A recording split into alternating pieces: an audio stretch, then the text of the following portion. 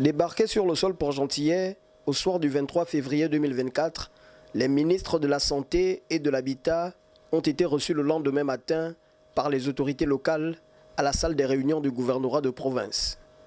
Les membres du gouvernement de la transition, accompagnés du conseiller spécial du président, des responsables de l'entité étatique Socorep, ainsi que des hommes d'affaires turcs, ont tenu à échanger avec les locaux sur les tenants et les aboutissants de leur mission dans la ville pétrolière. Le chef de l'État, dans sa diplomatie de trouver des solutions, donc disais-je, aux problèmes posés par les Gabonais, est rentré en contact avec les responsables de cette entreprise qui sont venus nous faire une offre que nous également, au ministère de la Santé, avons trouvé bien alléchante. Et comme rien ne peut se construire sans l'habitat qui gère le domaine public et parfois même privé, donc c'est pour cela que je suis accompagné de mon cher collègue. Nous sommes venus identifier le terrain qu'il a bien voulu mettre à la disposition de la santé pour la réalisation de cette œuvre.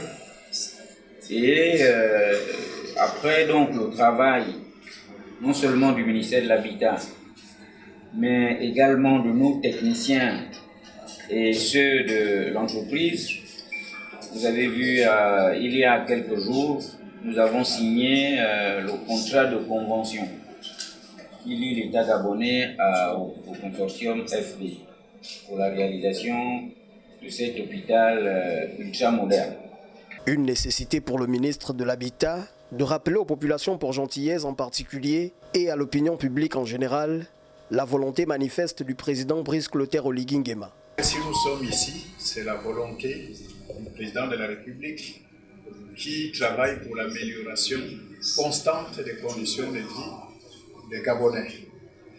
Et comme disait le collègue tantôt, c'est la deuxième fois qu'on vient à Port-Gentil pour chercher vraiment à matérialiser le projet, ce projet qui est national. Pour l'instant, on commence avec Port-Gentil, qui est une très bonne, une grande ville du pays. Donc, je remercie le président de la République qui vise à matérialiser ses œuvres. L'entrepreneur n'a pas hésité de confirmer son envie de démarrer le projet.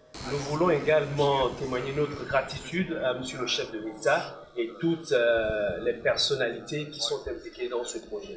Nous sommes prêts à débuter le projet très rapidement et nous sommes très heureux d'avoir rencontré nos partenaires locaux avec lesquels nous travaillerons au quotidien.